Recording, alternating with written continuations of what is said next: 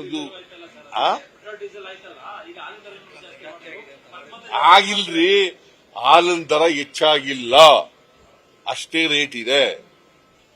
ನಾವು 500 ಮಿಲಿಲೀಟರ್ ಕೊಟ್ರೆ ಅಷ್ಟೇ ರೇಟು, 1,000 ಕೊಟ್ರೆ ಅಷ್ಟೇ ರೇಟು.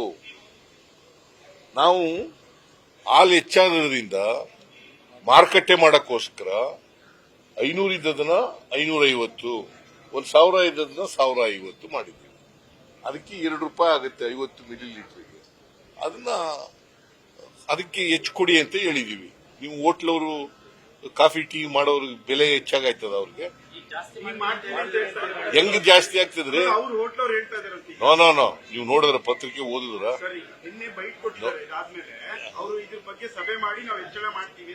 ಹೆಂಗ್ ಹೆಚ್ಚಳ ಮಾಡ್ತಾರೆ? ಹಾಲಿನ ರೇಟ್ ಜಾಸ್ತಿ ಆದ್ರೆ ತಾನೇ ಹೆಚ್ಚಳ ಮಾಡೋದು. ಹಾಲಿನ ರೇಟ್ ಹೆಚ್ಚಾದ್ರಲ್ವೇನ್ರಿ? Did you convince or not? ಎಲ್ಲಿ ಚೆಲ್ಬಿಡಕ್ಕ ಹಾಲ್ ನಾನು ಯಾವನೇ ಅವನು?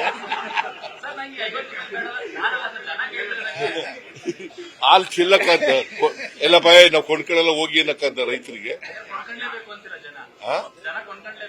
ಹೌದು, ಕೊಂಡ್ಕೋಬೇಕಾದ್ರೆ ಮಾರಾಟ ಮಾಡ್ಬೇಕಲ್ಲ, ಮಾರಾಟ ಆಗ್ಬೇಕಲ್ವೇನ್ಯ? ಅದಕ್ಕೆ ನೋಡಪ್ಪ, ಈ ಮಾರಾಟಗಾರರು ತಕೊಳ್ಳೋರು ಇದಾರಲ್ಲ, ಕೊಳ್ಳೋರು ಇದಾರಲ್ಲ, ಅವ್ರಿಗೆ 500 ಮಿಲಿ ಕೊಡ್ತಿದ್ದದನ್ನು 550 ಕೊಡ್ತೀವಿ. ₹2 ಜಾಸ್ತಿ ಕೊಡ್ರಪ್ಪ ಅಂತ ಹೇಳ್ತೀವಿ ಅಷ್ಟೇ.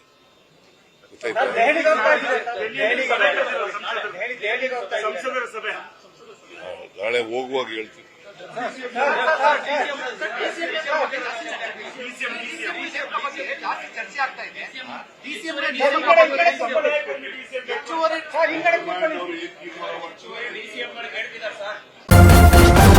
ನ್ಯೂಸ್ ಫಸ್ಟ್, ನಿರ್ಭೀತಿಯಿಂದ ನಿಮ್ಮ ಪರವಾಗಿ.